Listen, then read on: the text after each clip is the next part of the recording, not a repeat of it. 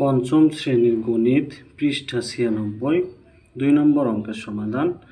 আমিনা কোনো ব্যাংক থেকে বার্ষিক ৫% মুনাফায় কিছু টাকা ঋণ নিয়ে ১ বছর পর ৩০ টাকা মুনাফা দিল। আসল কত টাকা ছিল?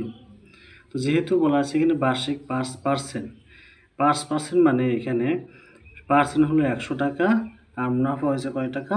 ৫ টাকা। অর্থাৎ আমরা এখন লিখব এখানে যে মুনাফা যদি ৫ টাকা হয় আসল কত টাকা ছিল সেটা লিখব আমরা।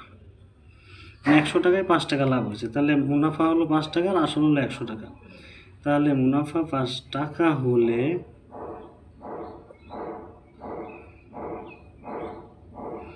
আসল ১০০ টাকা। আসল কত টাকা? ১০০ টাকা। অতএব মুনাফা যদি ১ টাকা হয় তাহলে আসল কত? ১০০ ভাগ হলো এই ৫।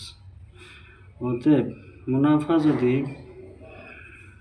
৩০ টাকা হয়, ৩০ টাকা মুনাফা যদি ১ বছর পর কত টাকা? ৩০ টাকা যদি হয় তাহলে আসল হবে ১০০ গুণ ৩০ নিচে হলো ৫। তাহলে ৫ ৩০-এর ভিতরে কয়বার যায়? ৬ বার, এত টাকা। তাহলে ৬ আর ১০০ গুণ করলে কত হবে? ৬০০ টাকা। উত্তর আসল কত টাকা? ৬০০ টাকা। আশা করছি ভিডিওটি ভালো লাগছে। পঞ্চম শ্রেণীর গণিত পৃষ্ঠা ৯৬ ১ নম্বর অঙ্কের সমাধান। ব্যাংক থেকে বার্ষিক ৮% মুনাফায় কিছু টাকা ঋণ নিয়ে ১ বছর পর ৬০০ টাকা মুনাফা দেওয়া হলো। আসল কত ছিল? এখানে ৮% মুনাফায় এত টাকা ঋণ নিয়েছে, অর্থাৎ পার্সেন্ট মানে ১০০ আর ৮ টাকা, তাহলে ৮ টাকা লাভ হয়েছে। ১০০ টাকায় কত টাকা লাভ হয়েছে? ১০০ টাকা। তাহলে আমরা লিখতে পারি মুনাফা ৮ টাকা হলে এই পার্সেন্ট হলো ১০০, আসল টাকা, লাভ হয়েছে ৮ টাকা। ৮ টাকা হলে আসল কত? ১০০ টাকা।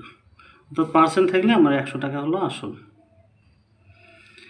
অতএব মুনাফা যদি ১ টাকা হয় তাহলে আসল হবে কত? ১০০ ভাগ হলো ৮। অতএব মুনাফা কত টাকা? ১ বছর পর ৬০০ টাকা যদি মুনাফা হয়, ৬০০ টাকা যদি মুনাফা হয় তাহলে ১০০ গুণ হলো ৬০০ ভাগ হলো ৮। এখন কাটাকাটি করব আমরা। ৪ পঁচিশে ১০০ আর ৪ দুগুণে ৮ আর ২ আর ৬০০-এর ভিতরে কত যায়? ৩০০ বার। এখন ২৫ আর ৩০০ গুণ করলে কত হবে? এখানে আমরা গুণ করে দেখাই। ৩০০ গুণ হলো ২৫, ৫ শূন্য শূন্য ৫ শূন্য শূন্য ৩ ৫ ১৫, এক ঘর কাটা। ২ শূন্য শূন্য ২ শূন্য শূন্য ৩ দুগুণে ৬, ০০৫ ৭৫০০, অর্থাৎ ৭৫০০ টাকা। তাহলে উত্তর হবে আসল ৭৫০০ টাকা। উত্তর হবে কত? ৭৫০০ টাকা। আশা করছি ভিডিওটি ভালো লাগছে। ভিডিওটি ভালো লাগলে অবশ্যই লাইক কমেন্ট শেয়ার করে আমাদের সাথে থাকবেন। ধন্যবাদ সবাইকে।